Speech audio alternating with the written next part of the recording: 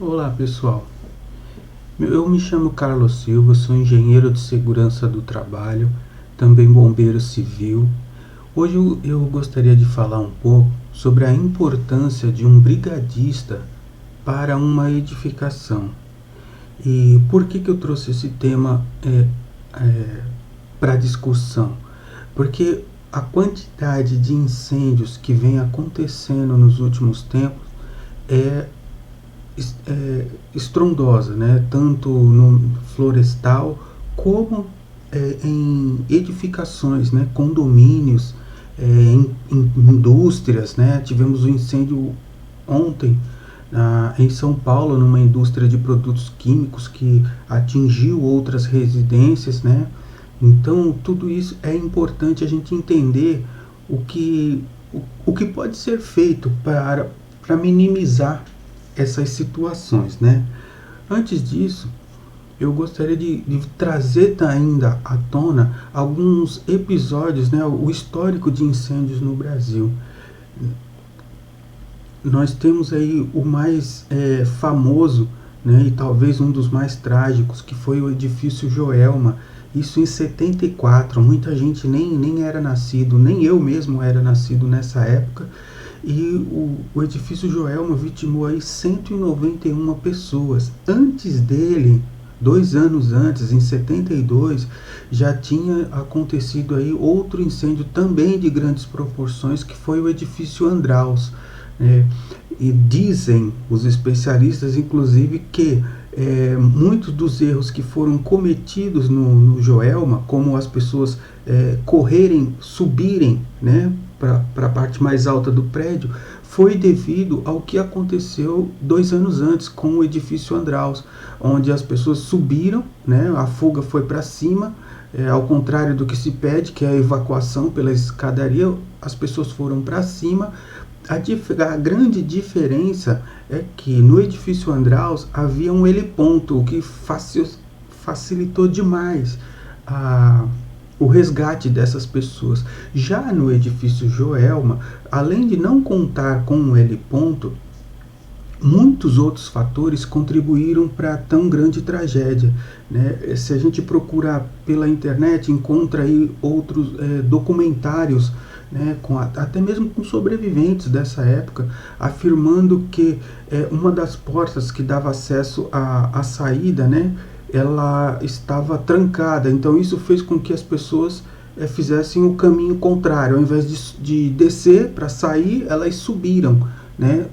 Isso é o que contam os relatos.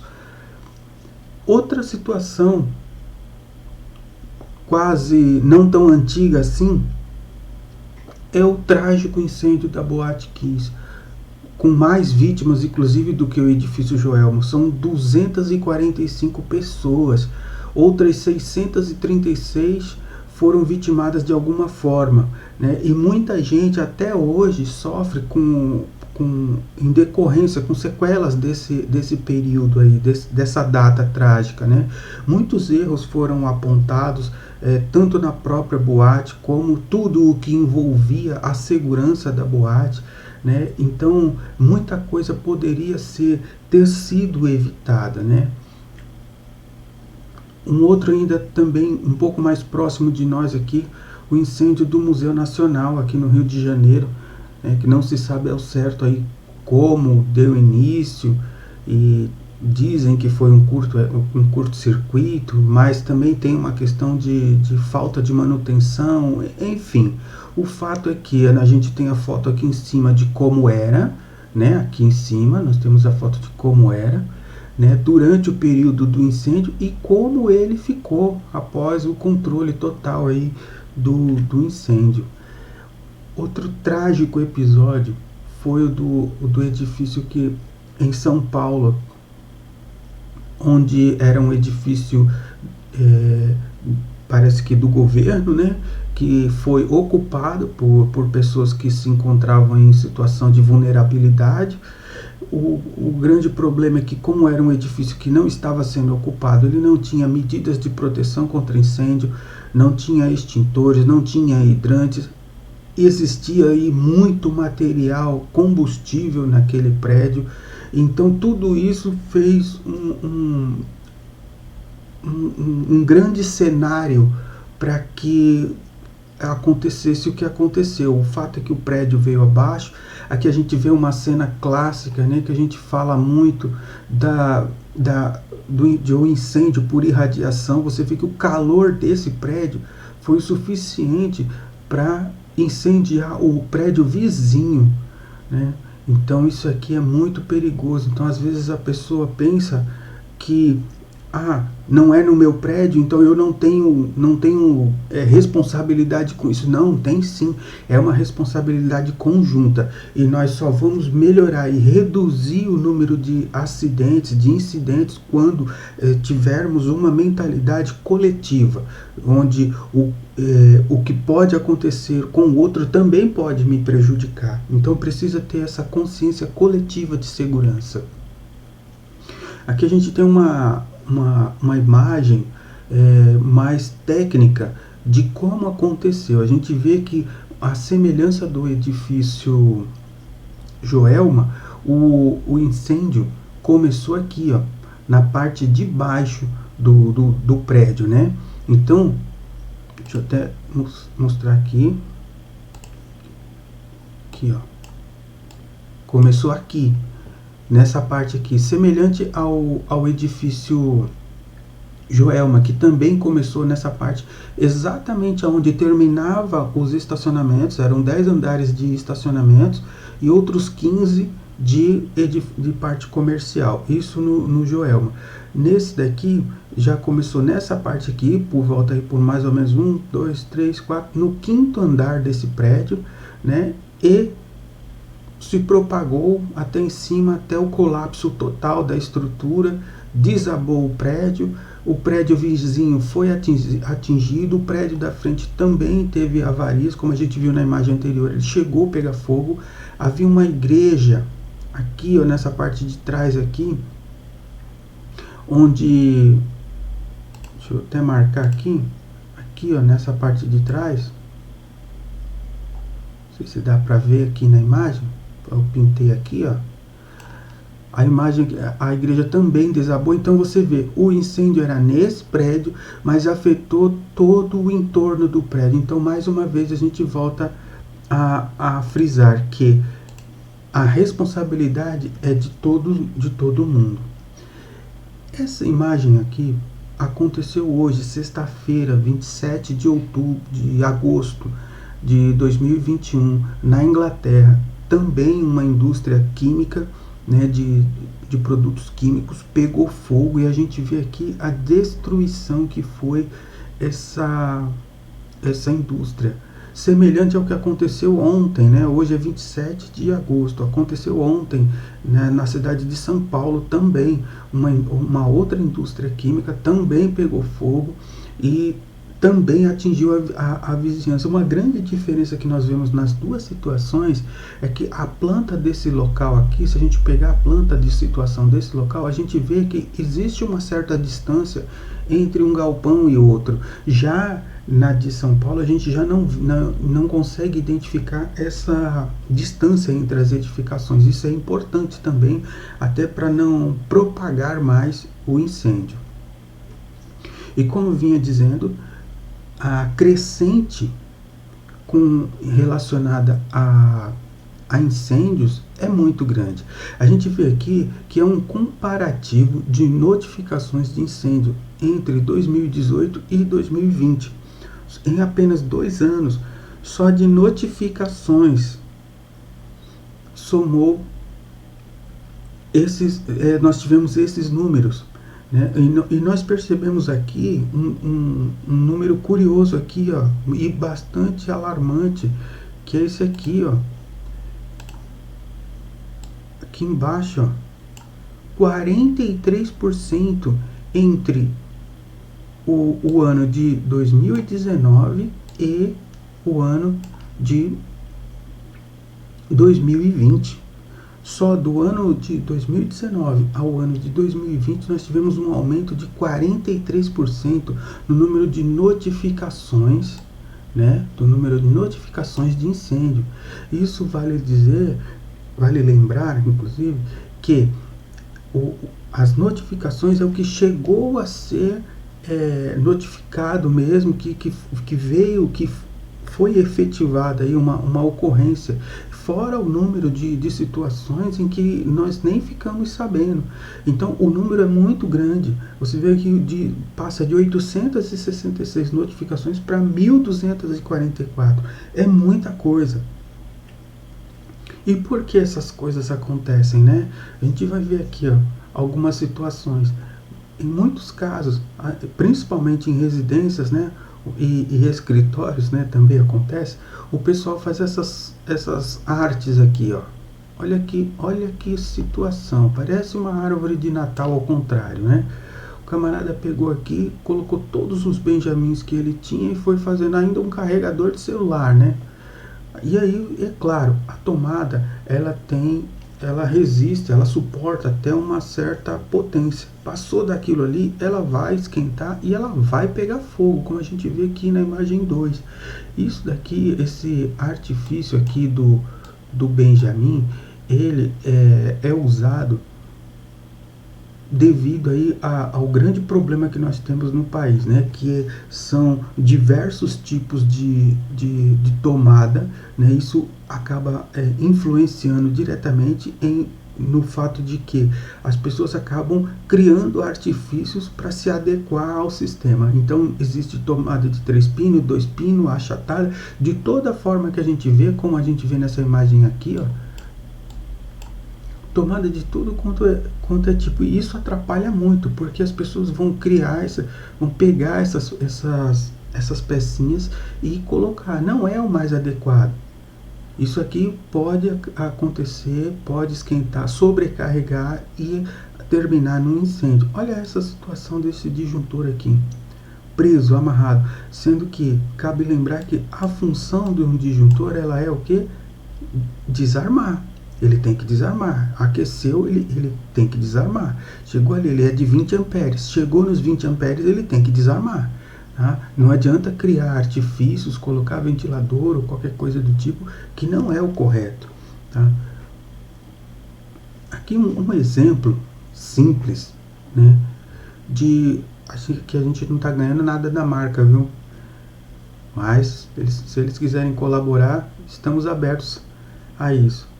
Mas aqui é só para exemplificar aqui o seguinte: alguns chuveiros mais modernos, como esse aqui que tem na imagem, ele já tem essa situação. Ele já vem com a descrição correta e precisa de como ele deve ser instalado. E a leitura aqui é simples. Eu até tirei essa imagem aqui e trouxe para o lado de cá, ó, né? Tá aqui, ó, do lado de cá. Então, do lado de cá, o que nós temos aqui, ó? Primeiro, a potência, a voltagem onde ele deve ser instalado. Ele é um chuveiro 220. A potência dele, 5.200 watts. E aí ele já me dá aqui, ó, qual é o tipo do disjuntor que eu devo utilizar nessa ligação. Ele já me dá esse disjuntor, tá? E aí, e também me dá aqui, ó, não sei se vocês vão conseguir enxergar aqui, ó, mas aqui já dei aqui, ó, eu trouxe para cá também.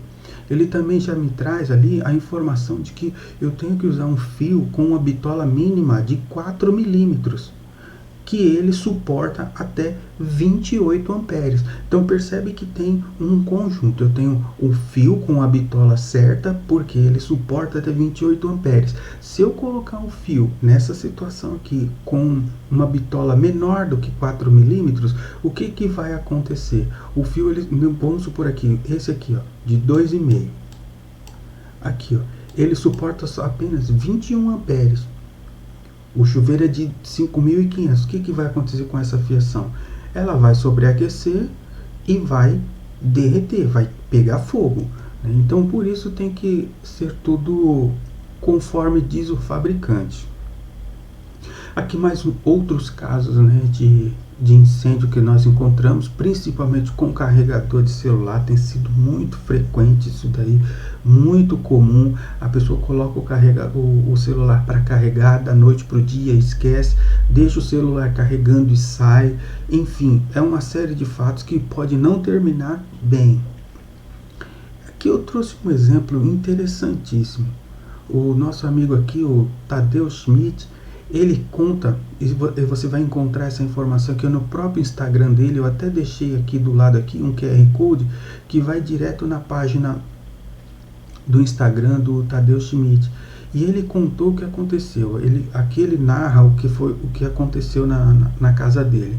Eles deram folga para a cozinheira, fizeram um pedido no delivery, e por costume eles pegam a comida e esquentam novamente, né? Explica ele que até por conta de coronavírus e tudo mais. Tudo bem, só que ele colocou no forno, e aí o que aconteceu? A comida, eu acho que foram as batatinhas fritas que tinham vindo, pegaram fogo. Talvez estivessem muito encharcadas de óleo, não sei. Eu sei que pegou fogo.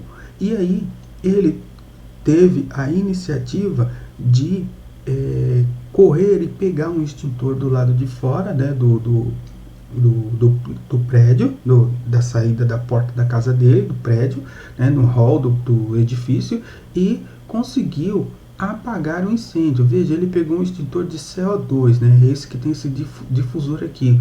Olha que interessante aqui, ó, do lado aqui, ó, que ele fala, olha que coincidência, 2 dias antes do princípio de incêndio no meu forno, eu parei de frente ao extintor para ler as especificações. Nunca tinha feito isso na vida. Aliás, nunca soube onde ficavam os extintores nos prédios onde morei. Olha que interessante. Ele nunca nem passou pela cabeça dele identificar onde ficavam os extintores, e isso a maioria das pessoas fazem. Não procura saber onde estão os extintores, para que se usa o extintor, ou qual é o tipo do extintor usar, se eles estão em dia ou se eles não estão, se o prédio, empresa ou balada, se ela está com os extintores em dia, se eles possuem um AVCB, que é o auto de vistoria do Corpo de Bombeiros, em dia, né? O fato de ter o documento do AVCB, não somente isso vai te garantir a segurança, porém, o auto de vistoria do Corpo de Bombeiros, se tiver sido feito por um profissional sério, o que ele vai fazer? Eu costumo fazer o seguinte: eu vou na edificação, eu vou verificar os extintores, hidrantes e tudo que houver, para saber, inclusive, se não está vencido, se precisa de manutenção. Se tiver alguma anomalia nesse processo, é comunicado ao proprietário para regularizar, e aí sim nós darmos sequência no processo, né? Então, nessa condição, o AVCB indicaria que as medidas de segurança estão em dia. Aqui, para completar essa informação com o Tadeu Schmidt, ele mostra de onde ele retirou o extintor, né? Fica ao lado do elevador do prédio, né? Mais uma vez aqui eu deixei o QR Code aqui, se quiser conferir essa informação lá na página dele do Instagram.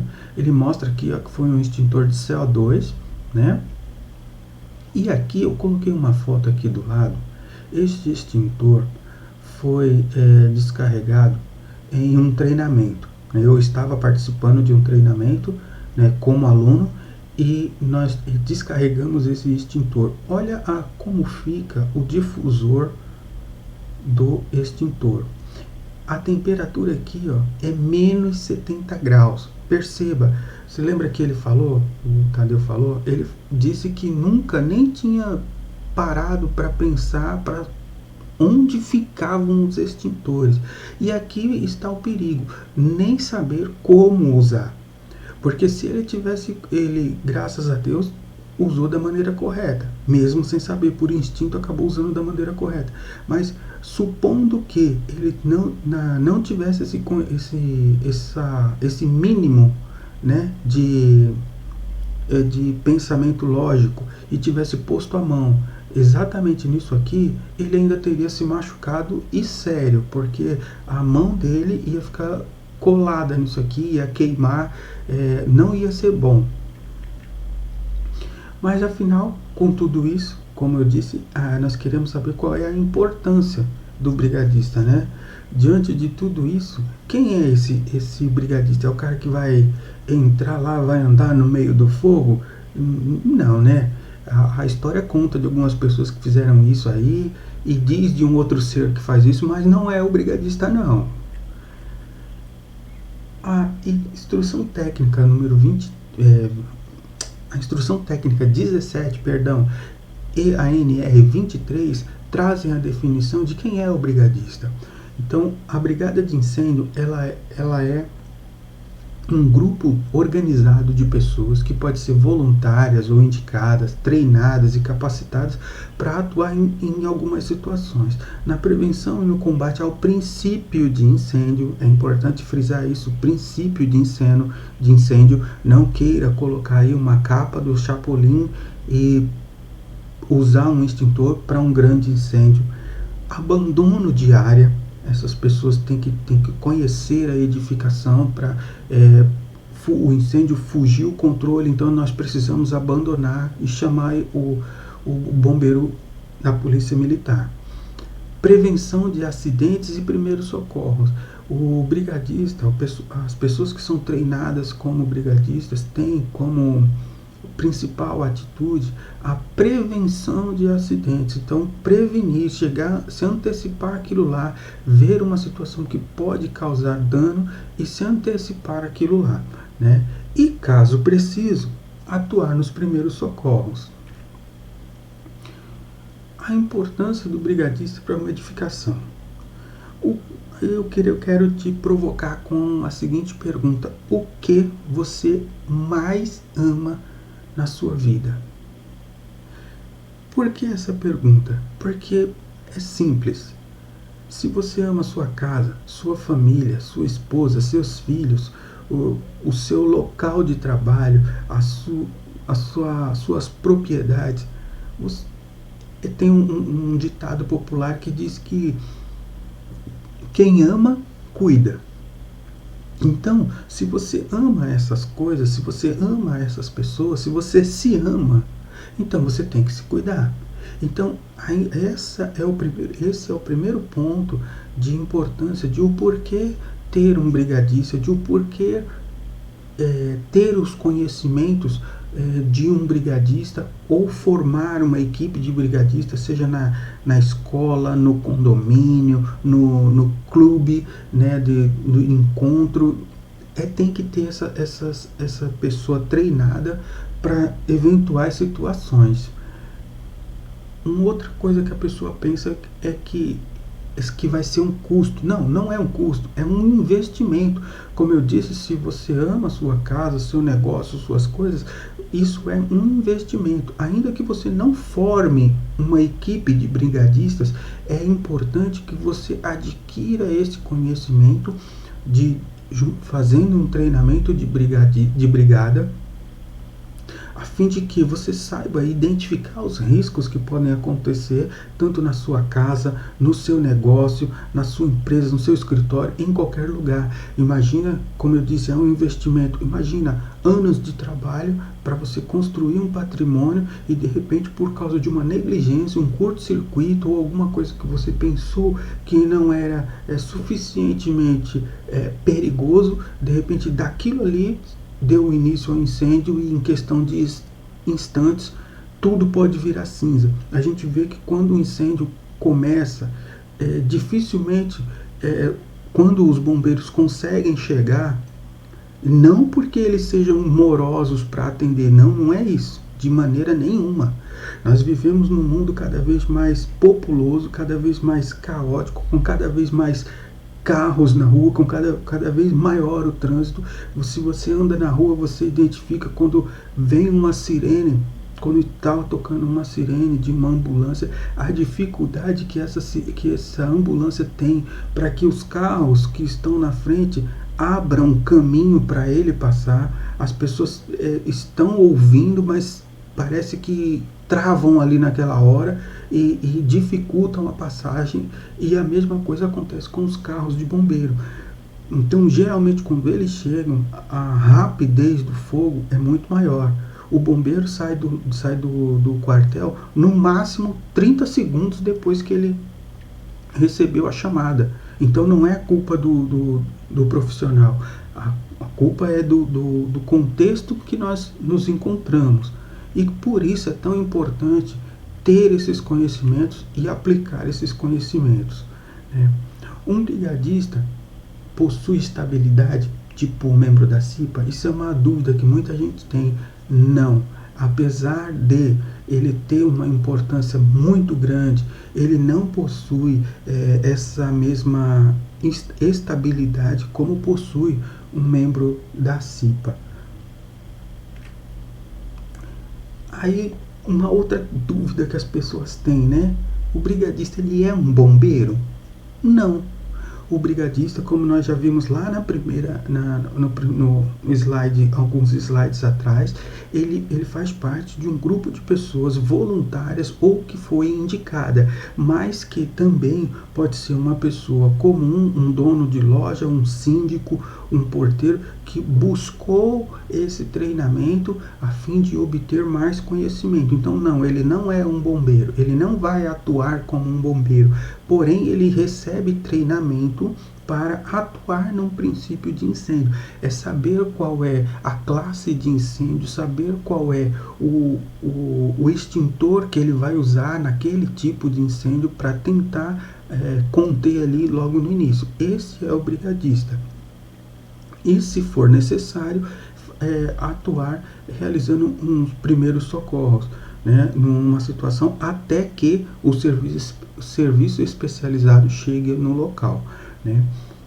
E qual é a outra diferença, né?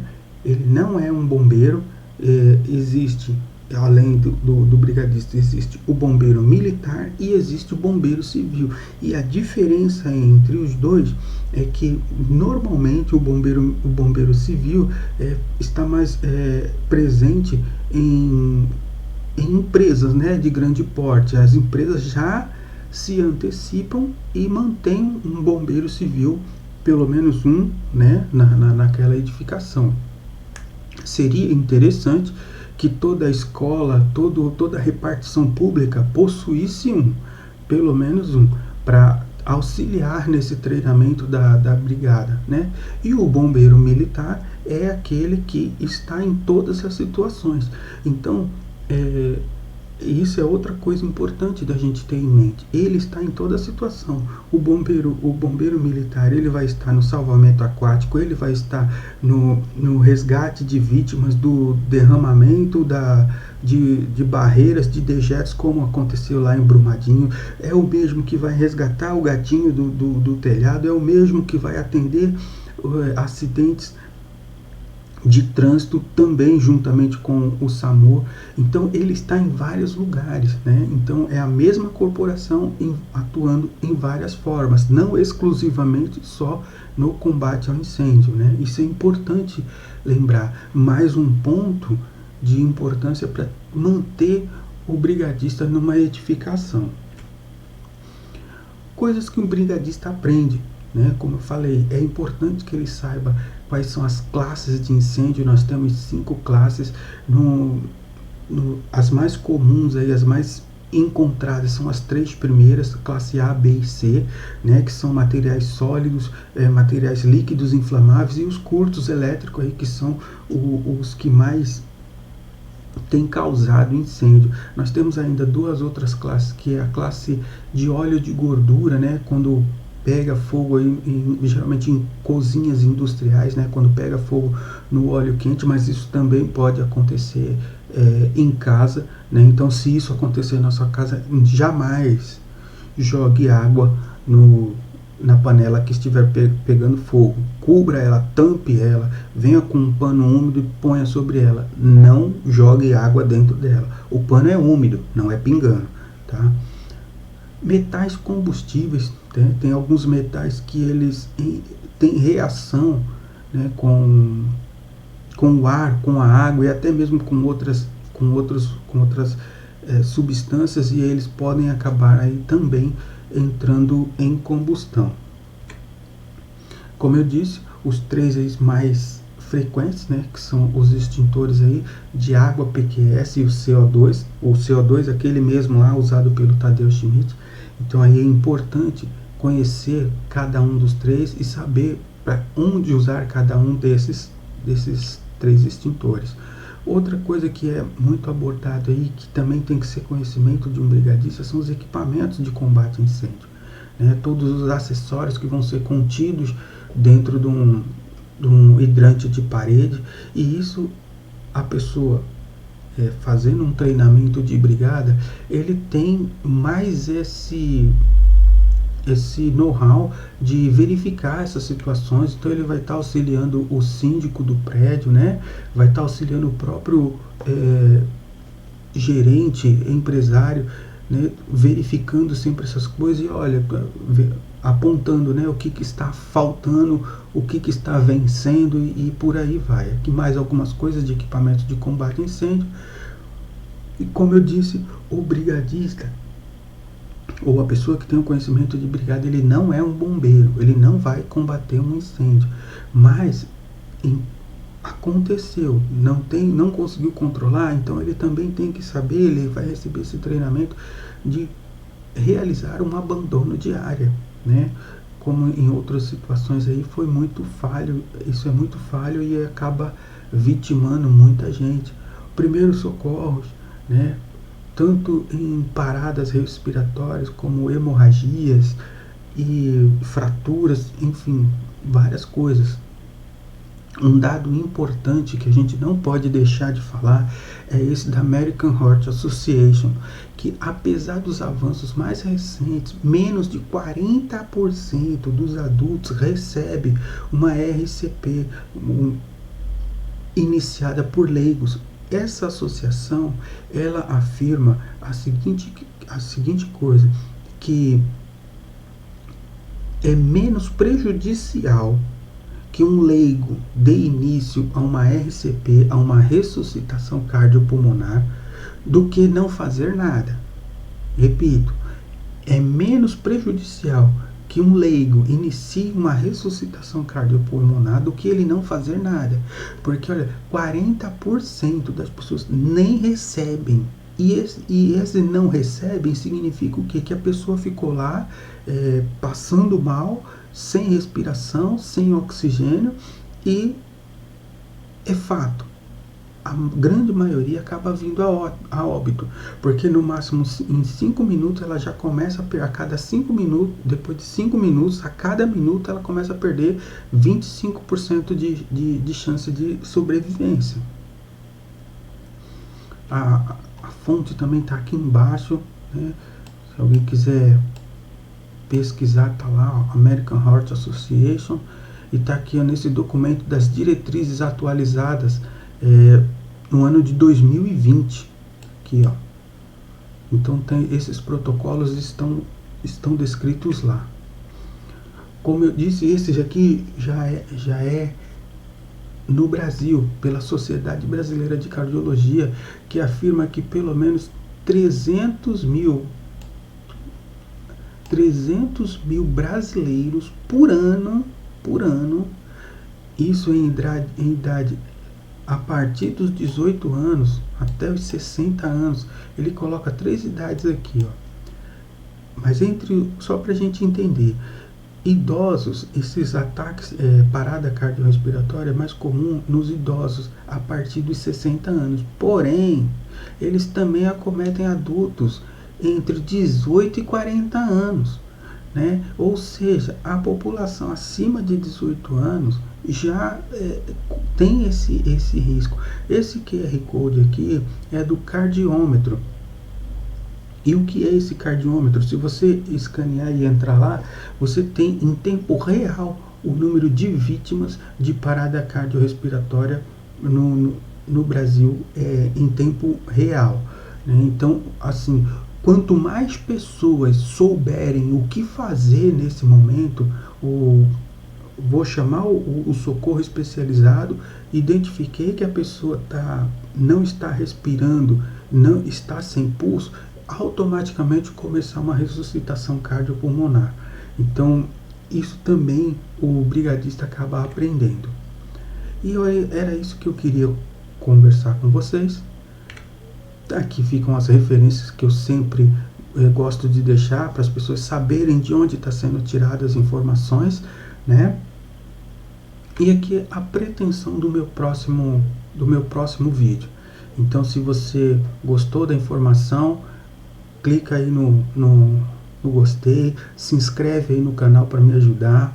E se você tiver com alguma queixa, dúvida, sugestão, reclamação, indignação, coloca aí também nos comentários para a gente ir melhorando. O nosso intuito é compartilhar informação e ir melhorando a cada dia.